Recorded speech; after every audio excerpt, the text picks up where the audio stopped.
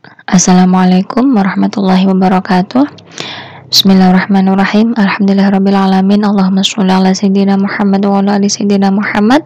Pada pertemuan kedua perkuliahan logika matematika dan himpunan, kita akan mempelajari tentang beberapa terminologi atau istilah dasar dalam matematika. Ya, ini sering kita jumpai baik di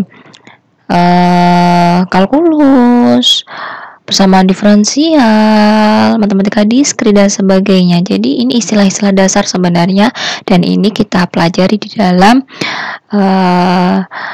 perkuliahan logika matematika dan himpunan, agar teman-teman tidak asing juga terhadap istilah ini ya. Dan nanti kita akan fokus pada salah satu terminologi ya, karena di dalam logika matematika ada satu topik yang memang itu nanti fokus kita ya di sini, tapi tetap kita pelajari beberapa terminologi yang lain seperti definisi, teorema, proposisi, aksioma, postulate dan sebagainya itu ya. Nanti kita akan pelajari. Nah, sebelum itu ini karena materi awal kita dalam perkuliahan logika ini. Nah, di sini kita perlu tahu dulu ya, kenapa kita mempelajari logika matematika seperti itu, sebelum ke nanti di akhir bab nanti kita akan belajar tentang himpunan. Nah, ini kita awali dulu kenapa sih kok kita perlu mempelajari tentang logika matematika. Nah, di sini terdapat satu kasus yang coba saya ambil contoh, mungkin bisa jadi gambaran untuk teman-teman. Misalnya di sini suatu saat teman-teman sedang bertamasya di suatu pulau terpencil.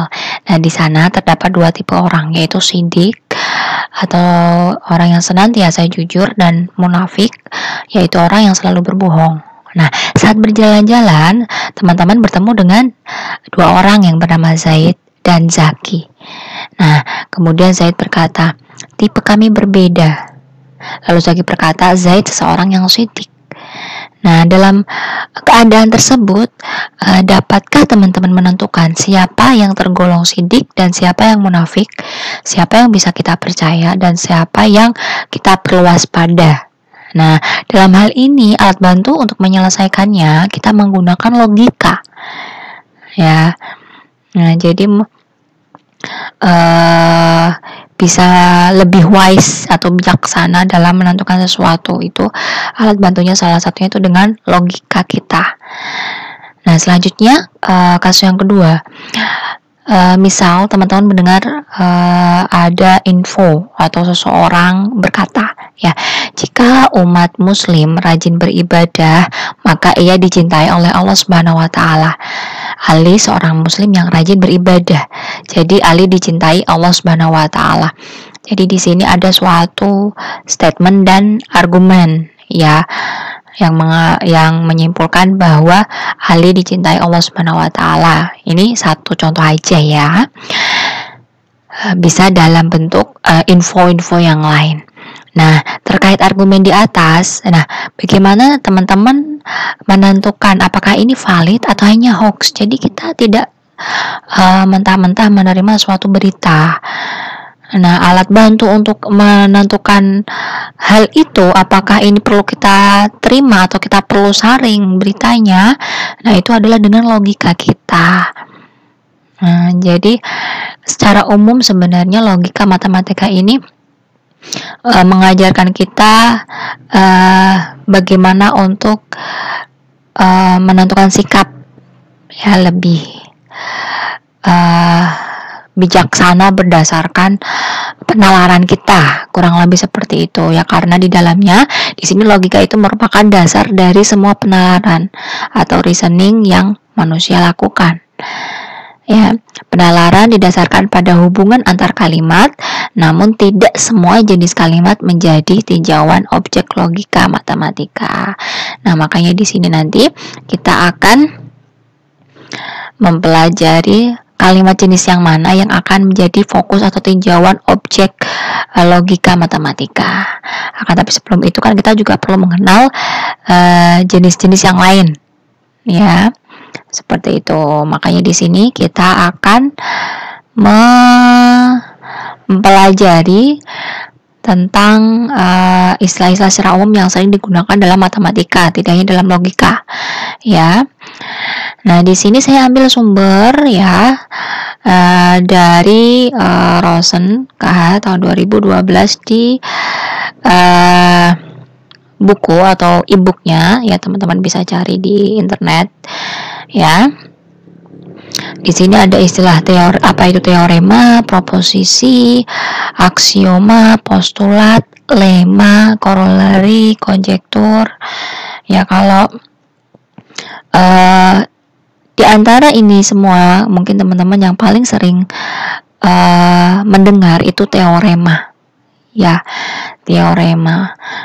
Nah, teorema itu apa sih ya? Di sini teorema bisa kita lihat dia tuh didefinisikan sebagai pernyataan yang kita bisa membuktikan kebenarannya. Seperti itu. Lalu di sini untuk proposisi didefinisikan sebagai bentuk teorema. Kan ada yang kadang-kadang tidak begitu penting begitu ya, yang jarang digunakan. Nah, di sini teorema yang seperti itu maksudnya tidak posisinya itu tidak setinggi teorema gitu ya. Nah, itu kita menyebutnya proposisi ya. Lalu selanjutnya di sini untuk aksioma, di sini Rosen menyamakan aksioma dengan postulat ya. Axioms or postulate itu sebagai pernyataan yang digunakan di dalam pembuktian, yang mana ini pernyataannya itu dianggap benar ya, atau diasumsikan benar. Di sini we assume to be true itu ya. Ini saya tampilkan langsung ya, screenshotkan dari sumbernya agar tidak merubah makna. Jadi teman-teman nanti silahkan bisa baca, translatekan gitu ya. Di sini penjelasannya lebih lengkap daripada saya terjemahkan gitu. Tapi nanti tetap kita akan pelajari yang istilahnya dalam bahasa Indonesia, mungkin teman-teman akan lebih mengenai ya, lebih mudah memahami. Di sini saya tampilkan dulu apa adanya dari sumbernya. Lalu di sini terkait lemma, ini lemma itu didefinisikan sebagai teorema yang kurang penting seperti itu, yang membantu dalam pembuktian dalil yang lain. Jadi bisa dikatakan ini teorema yang kurang penting yang digunakan untuk membuktikan teorema yang lain, seperti itu ya. Nah, itu lemma. Untuk jamaknya atau pluralnya ini lemmas atau lemmata, penyebutannya seperti itu. Lalu di sini ada corollary. Corollary itu kalau di kita bahasa Indonesia tuh biasanya menyebutnya akibat ya. Di sini didefinisikan sebagai teorema yang bisa diturunkan secara langsung ya dari suatu teorema. Jadi misal kita mendapatkan suatu teorema, nanti biasanya ada akibat ya, untuk beberapa teorema tertentu ada akibat dari teorema itu. Nah, akibat dari teorema itu nanti kita bisa menyebutnya corollary atau akibat, seperti itu. Next, untuk selanjutnya di sini didefinisikan istilah konjektur. Konjektur di sini didefinisikan sebagai suatu pernyataan yang diduga benar ya, seperti itu. Akan tetapi di sini untuk konjektur hanya diduga aja, belum ada pembuktian secara matematis. Kalau konjektur ini akhirnya bisa kita buktikan, nanti dia akan menjadi suatu teorema. Begitu ya. Untuk lebih jelasnya di sini coba saya tampilkan berdasarkan pemahaman yang tadi ya. Setelah kita membaca itu, saya tampilkan definisinya kurang lebih seperti ini dalam bahasa sendiri ya. Definition atau definisi, tadi belum ada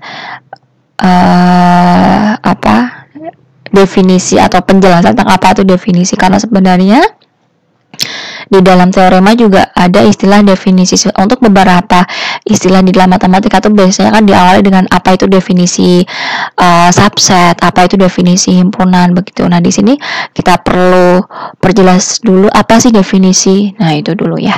Makanya di sini saya awali dengan definition atau definisi adalah perjanjian atau batasan mengenai sesuatu, misalnya suatu lambang atau sekelompok kata sebagai pengganti suatu hal lain. Jadi di sini yang menjadi fokus kita, teman-teman bisa lihat di sini ada kata perjanjian atau batasan.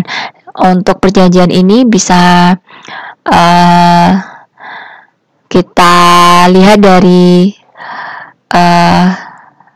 bentuk suatu kesepakatan. Makanya beberapa tokoh berpendapat bahwa matematika itu sebenarnya sekumpulan kesepakatan, sekumpulan perjanjian. Kita semacam melakukan kesepakatan bahwa misalnya ya 1 ditambah 1 itu sudah kita sepakati 2. Tuh ya, kita tidak bisa membuktikan itu karena memang kita sepakati 1 ditambah 1 itu 2 dan simbolnya itu seperti itu. 1 bentuknya seperti itu, 2 itu seperti itu. Kita tidak bisa membuktikan 2 itu bentuknya seperti ini gitu. Nggak bisa, karena itu memang sudah perjanjian atau kesepakatan, itu definisi itu ya.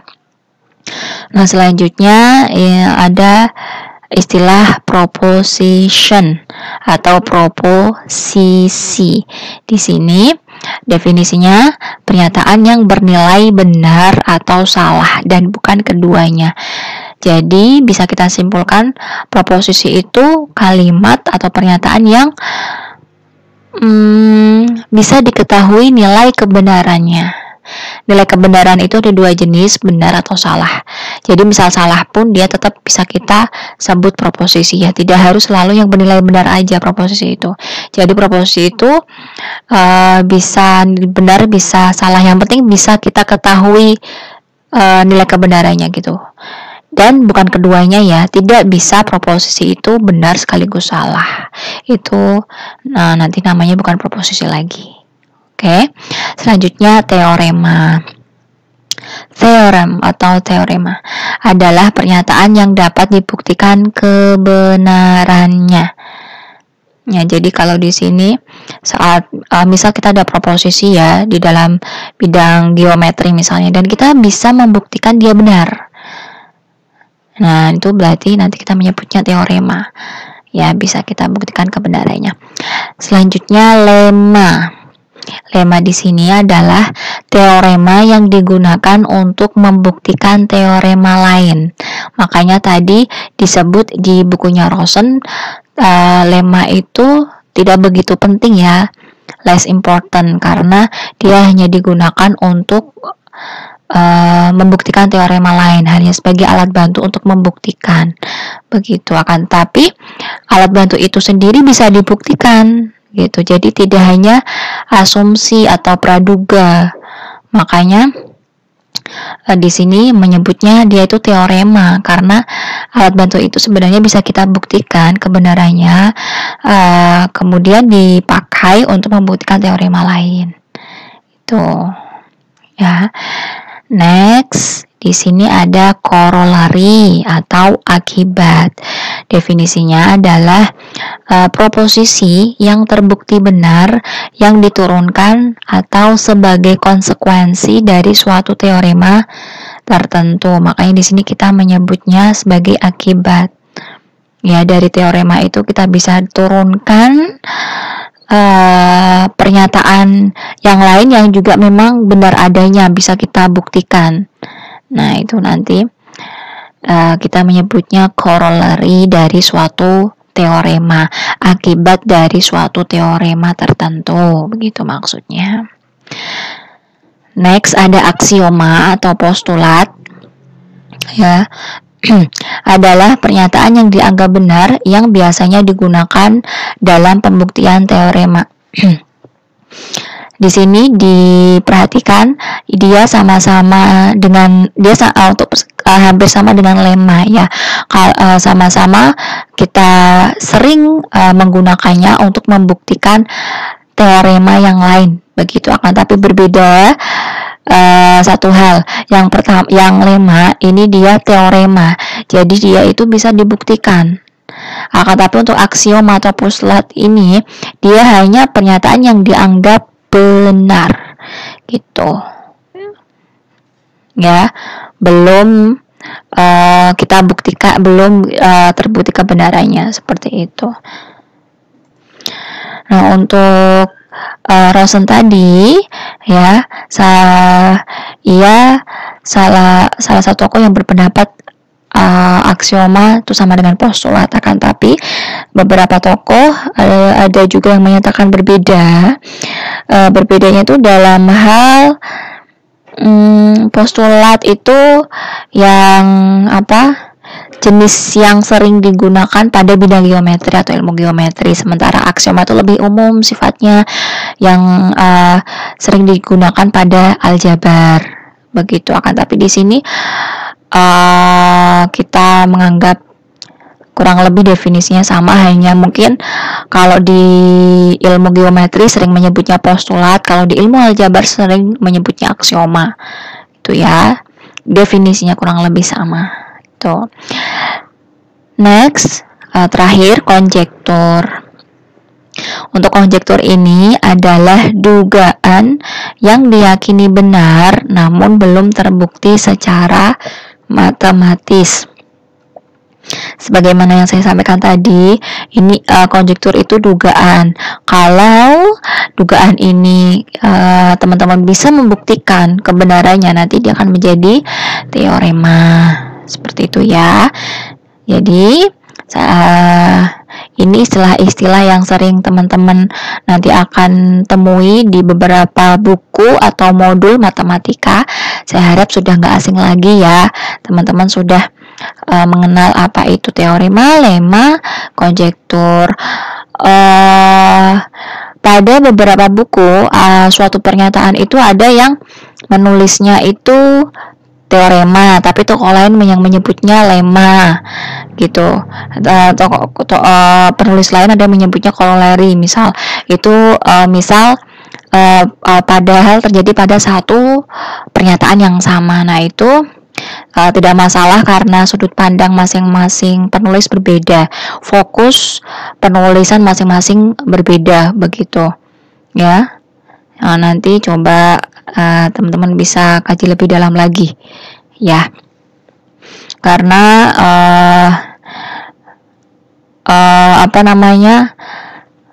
melihat dari sudut pandangnya juga, gitu.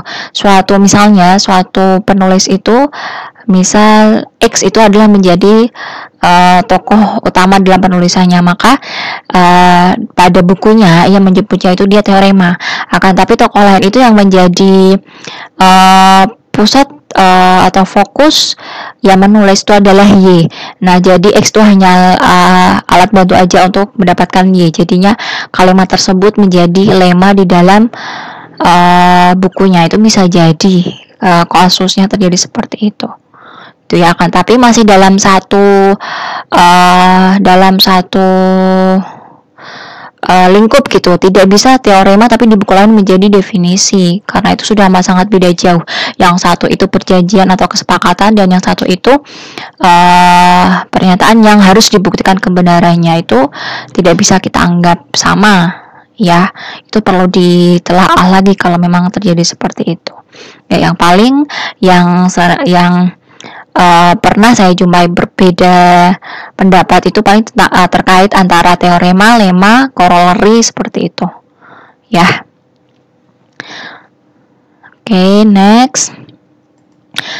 Coba untuk lebih jelasnya di sini saya berikan beberapa contoh ya.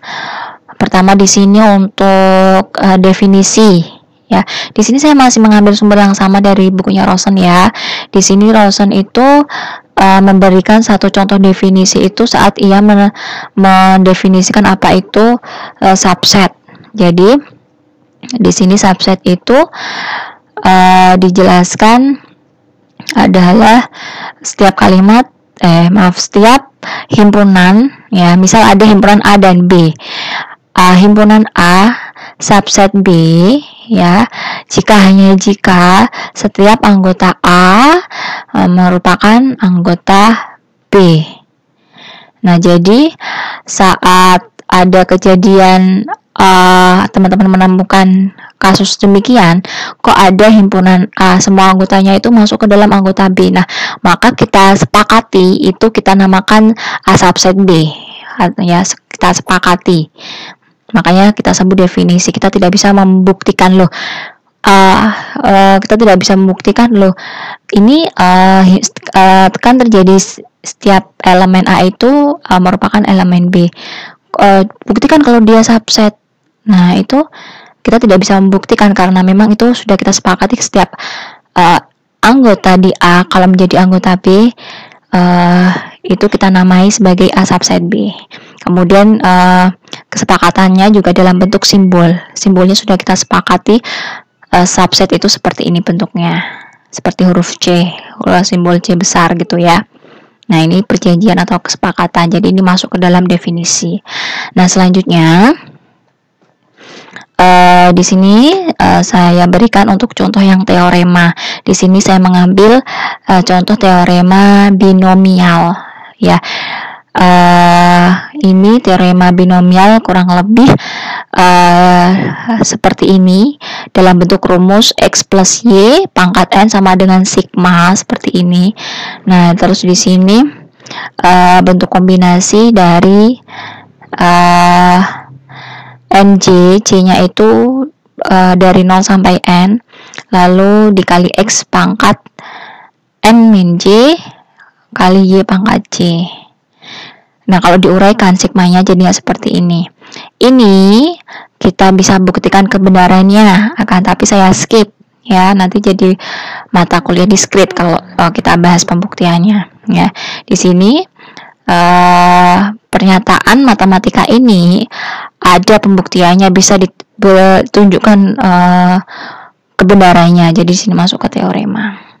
Ya, selanjutnya dari teorema binomial teorema binomial ini, saat kita memasukkan nilai X dan Y sama dengan 1, kita peroleh suatu pernyataan akibat atau corollary. Ya, jadi di sini kita turunkan jika X sama dengan Y sama dengan 1 akan diperoleh rumus baru seperti ini. Yaitu di sini kalau X plus Y sama dengan 1, di sini jadinya kan 2 pangkat N. Ya, lalu di sini X dan Y-nya karena sudah kita jadikan nilainya 1, jadi 1 pangkat berapapun itu ya 1 ya, jadi bisa kita abaikan, bisa kita coret atau hilangkan. Ya, jadi tinggal ini saja sigma kombinasi NJ dengan J-nya itu berjalan dari 0 sampai N. Kalau di sini cuma beda notasi huruf aja. Ya, di sini pakainya K tapi maksudnya sama. Ya. Jadi ini contoh dari corollary karena kita menurunkan suatu akibat dari teorema 1. Cara menurunkannya bagaimana ini dari teorema ke corollary-nya, yaitu saat kita misalkan X sama dengan Y sama dengan 1. Itu ya.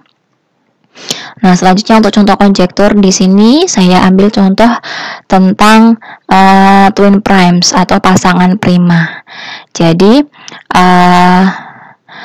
twin primes itu banyaknya pasangan prima. adalah tak hingga. Konjekturnya tuh kurang lebih seperti itu, dimana bilangan prima itu yang selisihnya 2 kan, misalnya ada 3 dan 5, 5 dan 7, 11 dan 13. Nah, di dalam konjektur ini menyatakan bahwa pasangan prima atau twin primes itu dia banyaknya ada tak hingga. Ya, ini seharusnya ini dan ini seterusnya gitu ya, karena di sini kita duga dia tuh jumlahnya ada banyak sekali ya, sampai tak hingga. Nah, di sini belum ada pembuktian matematisnya. Ya, silakan kalau teman-teman mau mencoba mencari untuk pembuktian matematisnya, nanti jadinya namanya bukan konjektur tentang twin primes lagi, tapi nanti jadinya tentang suatu teorema gitu ya. Oke, selanjutnya contoh untuk postulat. Di sini sebagaimana yang saya sampaikan tadi, karena postulat istilah yang lebih sering digunakan di dalam bidang geometri. Di sini saya ambilkan contohnya seperti ini. Dengan mistar dan jangka dapat dilukis garis lurus dari suatu titik ke titik yang lain. Dapat dihasilkan garis lurus terhingga dengan sembarang panjang. Dapat dilukis lingkaran dengan sembarang titik sebagai pusat dan jari-jari sebagai panjang. Nah, ini kita hanya bisa praktik ya, tidak tidak ada pembuktian di dalamnya. Selanjutnya tadi untuk postulatnya, sekarang yang aksioma yang katanya sama dengan postulat akan tapi aplikasinya sering digunakan pada ilmu aljabar. Ya, di sini misalnya benda yang sama-sama dengan benda yang sama. Jadi ini misal X dan Y ini sama dengan A gitu maksudnya ya. Nah, nanti ini bisa kita simpulkan jadinya X sama dengan Y. Ya, ini sering digunakan dalam aljabar tapi tidak tidak kita buktikan ya. Biasanya ini sering kita gunakan untuk membuktikan suatu teorema atau menjawab suatu pernyataan matematika gitu.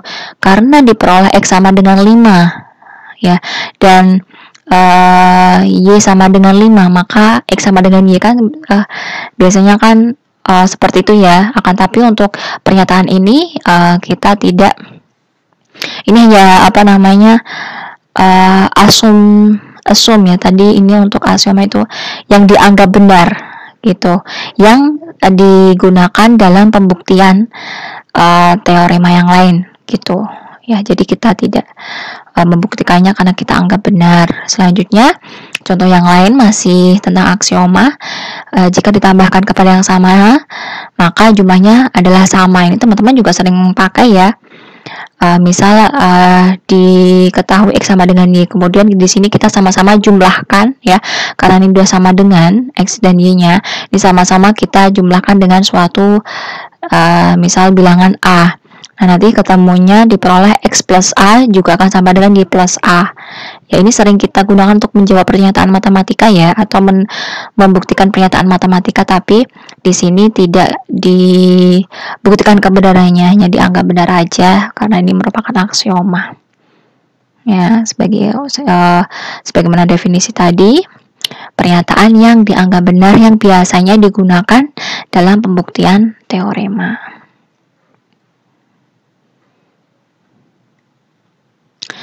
Nah, selanjutnya di sini di antara istilah-istilah tersebut, fokus logika matematika adalah pada kata proposisi. Ya, proposisi. Nah, jadi sekarang kita akan mengabaikan dulu istilah-istilah yang lain ya. Untuk istilah-istilah yang lain tadi cukup kita mengetahui saja. Dan bagaimana penggunaannya. Untuk selanjutnya kita perdalam tentang istilah proposisi. Akan tapi sebelum kita membahas lebih dalam tentang proposisi, di sini saya sajikan dulu definisi kalimat deklaratif ya. Di sini kalimat deklaratif itu didefinisikan sebagai kalimat yang menerangkan sesuatu ya, karena deklaratif itu dari kata declare yang berarti menerangkan atau menjelaskan. Jadi kalimat deklaratif itu kalimat yang menerangkan sesuatu. Nah, kemudian di sini proposisi kita bisa mendefinisikannya sebagai kalimat deklaratif yang bernilai benar atau salah, tetapi tidak keduanya. Itu ya. Jadi kalimat deklaratif itu ada kalanya tidak bisa kita ketahui nilai kebenarannya. Kenapa kok bisa seperti itu? Nah, teman-teman bisa perhatikan jenis-jenis kalimat ini ya. Kalau di perkuliahan bahasa Indonesia, mungkin teman-teman mempelajari tentang jenis-jenis kalimat, ada deklaratif, perintah, kalimat seru dan sebagainya. Nah, untuk kalimat perintah dan seru kan kita tidak ada nilai kebenarannya ya. Yang satu itu menyuruh, yang satu itu kalimat yang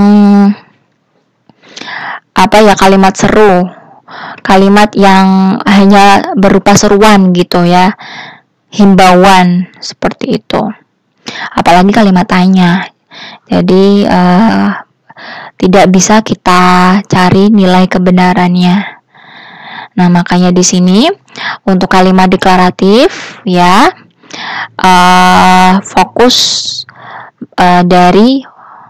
menjadi fokus dari topik kita saat ini yang deklaratif aja. Nah, di sini karena proposisi itu masuknya ke dalam deklaratif, ini masuk ke sini ya Bu, masuk di dalam kotak kalimat deklaratif. Untuk proposisi ini ada yang menyebutnya itu istilah pernyataan, ada yang menyebutnya kalimat tertutup ya. Mungkin nanti yang sering kita gunakan proposisi atau kalimat tertutup ya istilahnya, tapi maksudnya sama ya. Nah, sebaliknya di dalam kalimat deklaratif itu ada yang tidak bisa kita ketahui nilai kebenarannya ya, itu nanti kita menyebutnya kalimat terbuka. Jadi di dalam kalimat deklaratif atau kalimat yang menerangkan sesuatu ya, itu ada kalimat terbuka dan ada kalimat tertutup atau proposisi.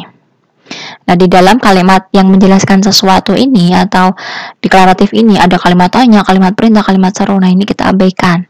Bukan fokus topik pembicaraan kita. Itu ya. Nah, di sini kita akan coba mengerjakan latihan. Tentukan kalimat di bawah deklaratif atau tidak. Jika iya, kalimat tertutup atau terbuka, proposisi atau bukan. Itu ya. Yang pertama, bumi adalah bulat. Bumi adalah bulat, dia termasuk kalimat deklaratif. Ya, karena dia menerangkan sesuatu, bukan pertanyaan, bukan kalimat seru. Ya, jadi di sini masuk ke dalam deklaratif ya. Di sini kita tentukan dulu deklaratif atau tidaknya, baru nanti kita cari tertutup atau terbuka ya. Kita cari dulu satu-satu deklaratif atau tidaknya. Jadi kita lanjut dulu yang kedua. Air adalah benda padat ya. Air adalah benda padat karena dia menerangkan sesuatu, jadi ini termasuk ke dalam kalimat deklaratif. Lalu 2 tambah 3 sama dengan 5. Ini juga bukan kalimat tanya, bukan kalimat seru ya, ini pernyataan matematika dalam bentuk simbol-simbol. Jadi di sini deklaratif. Lalu nomor 4, jelas sekali, bukalah pintu, ini kalimat perintah ya. Jadi di sini bukan kalimat deklaratif. Jadi untuk selanjutnya, untuk nomor 4 ini kita tidak bisa melanjutkan apakah dia tertutup atau terbuka, karena ini di luar kotak kalimat deklaratif tadi, yaitu kalimat seru ya. Jadi nanti ini untuk nomor 4 terhenti. Lalu nomor 5, apakah Anda dapat berbahasa Cina? Nah, di sini jelas kalimat tanya, jadi dia bukan kalimat yang menjelaskan sesuatu atau kalimat deklaratif.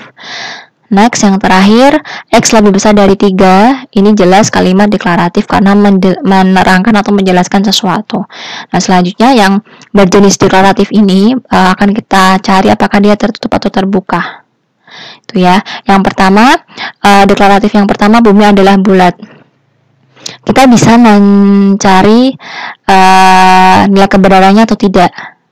Ya, ini bisa ya kita cek ya dengan mengkaji penelitian atau jurnal atau langsung melakukan studi membuktikan bumi itu apakah bulat atau tidak. Jadi di sini dia kalimatnya tertutup atau kita menyebutnya ini proposisi. Ya. Terus reasonnya kenapa kok bisa dikatakan kalimat tertutup? Nah, berarti di sini alasannya karena di dalam pernyataan bumi adalah bulat, dia itu bisa dicari nilai kebenarannya. Dan memang apa sih nilai kebenarannya? Dia bernilai benar. Ini berdasarkan penelitian terdahulu ya, sesuai globe kita yang selalu digambarkan dalam bentuk bulat gitu. Jadi di sini kita mengikuti penelitian terdahulu, kaji studi terdahulu yang menyatakan bahwa bumi adalah bulat. Jadi dia kalimat tertutup bernilai benar. Selanjutnya untuk air adalah benda padat. Di sini kalimat deklaratif yang bisa dicari nilai kebenarannya, ya. Bisa nanti bisa kita cari nilai benar atau salahnya. Jadi dia termasuk juga ke dalam kalimat tertutup atau proposisi. Kemudian jika diminta alasannya kenapa dia kalimat tertutup atau proposisi, karena dia bisa diketahui nilai kebenarannya. Loh, memang apa sih nilai kebenarannya? Yaitu jelas salah, ya, karena air itu adalah benda cair, itu ya.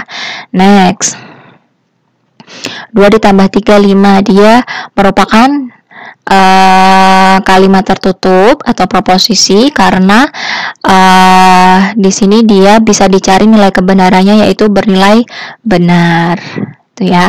Nah, selanjutnya ke yang ini karena bukan deklaratif, jadi kita stop. Kita lanjut ke yang nomor 6.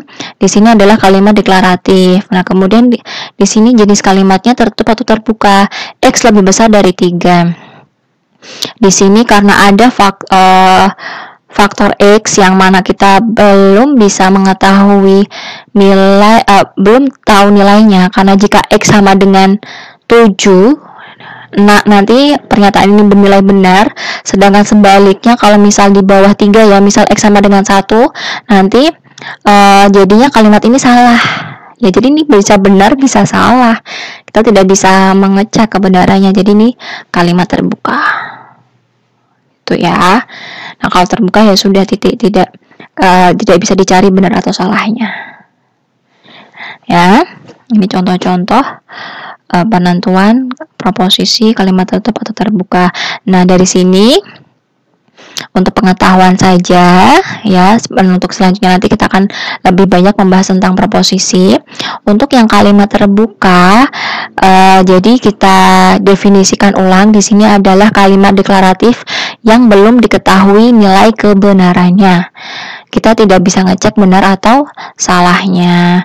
Nah, di sini ada beberapa note ya atau catatan, karena di sini tadi untuk contoh yang kalimat terbuka itu dia memuat variabel X ya, yang membuat dia menjadi kalimat terbuka. Nah, di sini catatan dari saya, teman-teman jangan berkesimpulan bahwa kalimat terbuka itu selalu memuat variabel bebas ya. Kalimat yang selalu memuat variabel bebas teman-teman anggap sebagai kalimat terbuka. Nah, itu tidak selalu benar. Ya, tidak selalu benar. Karena ada juga nanti kalimat yang memuat variabel bebas ya. Ini yang contoh yang bawah, not yang bawah ya. Ada kalimat yang memuat variabel bebas itu, tapi dia kalimatnya tuh tertutup. Ya, di sini saya berikan contohnya. Jika diketahui himpunan bilangan real sebagai himpunan semesta untuk setiap X dan Y, jika X kurang dari Y, maka terdapat Z yang memenuhi X kurang dari Z kurang dari Y. Gitu. Nah, di sini termasuk ke dalam kalimat tertutup atau proposisi walaupun kalimat tersebut memuat variabel bebas X, Y, dan Z. Kenapa? Karena ini kalimatnya itu dia selalu bernilai benar. Jadi bisa kita ketahui atau cek nilai kebenarannya. Dan dia bernilai benar, jadi proposisi. Nah, ini bagaimana Bu kok bisa benar? Nah, coba ini teman-teman pahami dengan seksama ya. Kita nanti ini tidak akan kita bahas secara detail matematikanya. Jadi seperti ini untuk pembuktiannya. Teman-teman perhatikan bahwa himpunan semestanya itu himpunan bilangan real ya. Nah, lalu berarti X, Y, dan Z itu adalah bilangan-bilangan real ya. Untuk setiap X dan Y itu bisa berapapun. Teman-teman mau ini saya ambil contoh aja ya. Misal X-nya itu 1, Y-nya itu 3, maka terdapat Z ya. Z itu saya bisa ambil nilainya 2. Yang mana jadinya itu 1 kurang dari 2 kurang dari 3. Benar kan ya? Lalu misal teman-teman mau ambil berapa lagi, misal 1, X-nya itu 1. Yang penting ambilnya itu X-nya kurang dari Y ya. Misal X-nya 1, Y-nya 2. Memang nilai tengahnya apa?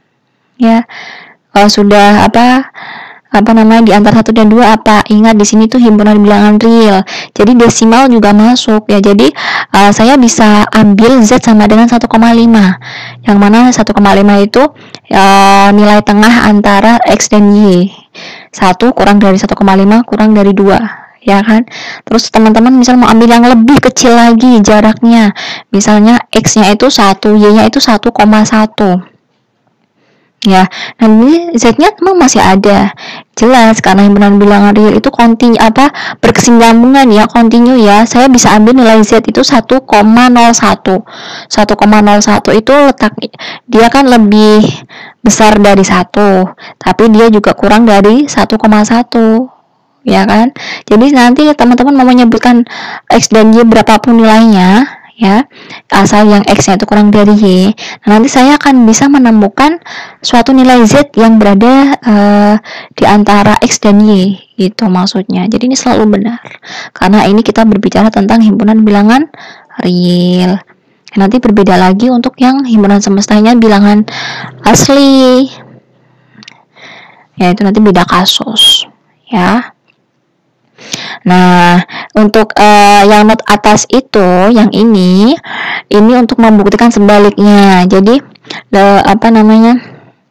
bahwa kalimat terbuka itu tidak selalu harus memuat variabel bebas. Kalau ini kan variabel bebas, tidak selalu kalimat terbuka ya, karena di sini dia merupakan kalimat tertutup. Nah, di sini note-nya di sini maksudnya kalimat terbuka, contoh yang mana kalimat terbuka itu dia tidak ada variabel bebasnya gitu. Seperti apa sih kalimat terbuka yang tidak memuat variabel bebas? Nah, ini contohnya. 1 adalah bilangan paling kecil ya. Misal ada kalimat 1 adalah bilangan yang paling kecil. Di sini dia tidak memuat variabel bebas, tetapi dia masuk ke dalam jenis kalimat terbuka. Jadi contoh kalimat terbuka yang tidak memuat variabel bebas. Kok bisa kalimat terbuka, Pak? Ini karena contoh ini, kalimat ini kita tidak bisa membuktikan kebenarannya. Ya, dia benar atau salah kita nggak tahu karena di sini tidak diketahui semesta pembicaraannya atau himpunan semestanya. Ya, kalau misal diketahui himpunan semestanya, baru nanti bisa kita cari. Kalau himpunan ini akan bernilai benar jika himpunan semestanya itu adalah bilangan asli, karena nilai himpunan bilangan asli itu dimulai dari 1. Jadi 1 itu adalah bilangan yang paling kecil. Berarti ini dia benar, gitu ya.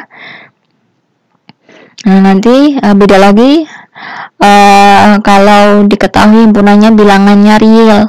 Himpunan bilangan real itu nanti di sini pernyataan ini juga tetap disebut kalimat tertutup ya, akan tapi nilainya jadi salah karena masih ada 0, masih ada negatif yang lebih kecil dari 1 gitu ya. Jadi asal ini diketahui himpunan semestanya, nanti kalimat yang awalnya terbuka ini akan menjadi kalimat tertutup ya. Bisa benar, bisa salah, tergantung jenis himpunan semestanya, begitu. Itu ya. Jadi di sini himpunan semesta itu amat sangat penting ya dalam menentukan kebenaran suatu pernyataan matematika. Nah, makanya di sini saya berikan definisinya. Ya, ada yang menyebutnya itu semesta pembicaraan, ada yang menyebutnya himpunan semesta. Kalau semesta pembicaraan itu definisinya himpunan semua objek yang sedang kita bicarakan. Lalu ada juga istilah konstanta dan variabel. Konstanta itu lambang suatu anggota tertentu dari suatu pembicaraan. Sementara variabel lambang yang menjadi simbol dari sembarang anggota di dalam semesta pembicaraan. Jadi biasanya simbolnya itu ditulis dalam bentuk suatu huruf untuk variabel karena dia mewakili sembarang anggota. Kalau konstanta itu langsung disebutkan anggota himpunan semesta yang mana. Tapi kalau variabel, kalau belum tadi anggotanya sembarang gitu, jadi kita biasanya notasikan dengan suatu huruf kecil. Itu yaitu definisi semesta pembicaraan atau himpunan semesta, konstanta dan variabel. Nah, di sini tadi kembali ke peran semesta pembicaraan itu, dia itu perannya penting sekali ya, karena bisa mengidentifikasi apakah suatu kalimat itu mempunyai arti atau tidak, sama suatu pernyataan itu bernilai benar atau salah. Ya itu. Jadi ini juga bisa teman-teman aplikasikan dalam kehidupan sehari-hari. Teman-teman saat mendapatkan berita, suatu informasi, jangan langsung ngejudge, oh ini benar atau salah gitu ya. Seperti yang tadi yang kata contoh satu adalah bilangan yang paling kecil gitu. Mungkin si A dia menyatakan kalimat itu benar karena dia melihat dari sisi bahwa himpunan semesta di pikirannya itu adalah himpunan bilangan asli.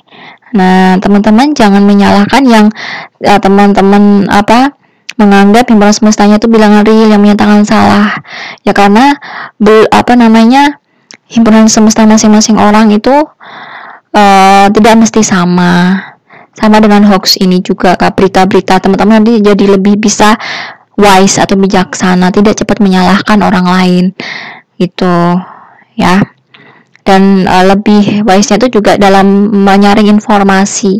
Teman-teman bisa menggunakan logika dengan baik. Ini nilai kebenarannya apa dulu nih, dicek dulu benar atau salah. Kalau benar diambil, kalau salah ya disaring ya. Disaring apa yang benar itu ya. Yang selanjutnya di sini ada contoh latihan. Tentukan semesta pembicaraannya agar persamaan x kuadrat plus 1 sama dengan 0 benar mempunyai solusi atau penyelesaian. Jadi ini kita coba aplikasikan dalam bidang matematika. Maksudnya ini misal ada suatu persamaan x kuadrat plus 1 sama dengan 0. Nah, ini agar dia benar punya solusi, ini kan ada nilai x yang belum diketahui. Ya, di sini agar dia mempunyai solusi atau bisa dicari nilai suatu x sehingga memenuhi ini, itu jika semesta pembicaraannya itu apa, itu ya maksudnya. Ya, di sini untuk mendapatkan jawaban tersebut kita perlu cari dulu x-nya sama dengan berapa ya. Kita bisa cari dengan cara ya seperti ini biasa ya, aljabar biasa ya. Kita tukar pindah ruas satunya, nanti ketemu ini, lalu nanti diperoleh jadinya solusi dari persamaan ini adalah plus minus i atau plus minus bilangan imajiner ya. Nah, teman-teman ingat kembali bahwa bilangan imajiner itu dia bukan bilangan real ya. Jadi jelas dia akan salah atau tidak mempunyai solusi, tidak punya solusi jika semesta pembicaraannya bilangan real, karena di sini x-nya itu dia bilangan imajiner. Teman-teman untuk lebih jelasnya bisa dilihat pada skema bilangan ini. Ya, bilangan imajiner itu letaknya di sini. Ya, sementara bilangan real di sini dia itu tidak masuk ke dalam bilangan real. Jadi kalau semesta pembicaraannya itu bilangan real, biasanya kan selama ini yang kita pelajari kan bilangan real ya. Bilangan real itu dari negatif tak hingga sampai tak hingga, itu bilangan real. Nah, maka nanti ini tidak mempunyai solusi karena imajiner itu nggak masuk ke dalam real. Makanya di sini karena bilangan imajiner itu hanya masuknya ke himpunan bilangan kompleks, maka agar persamaan tersebut mempunyai solusi, ya dikatakan ada solusinya atau eksis solusinya, maka semesta pembicaraan atau himpunan semesta yang kita ambil itu adalah himpunan bilangan kompleks. Tuh ya. Dah ya, saya rasa satu contoh cukup. Untuk selanjutnya ada latihan ya, teman-teman bisa kerjakan. Demikian, alhamdulillah sesi untuk yang perkuliahan kedua sudah selesai. Semoga bisa memberi gambaran, memberi pencerahan, ada manfaatnya untuk teman-teman. Saya akhiri. Mohon maaf jika ada salah dan kurang. Wallahul muwaffiq ila aqwamit thoriq. Wassalamualaikum warahmatullahi wabarakatuh.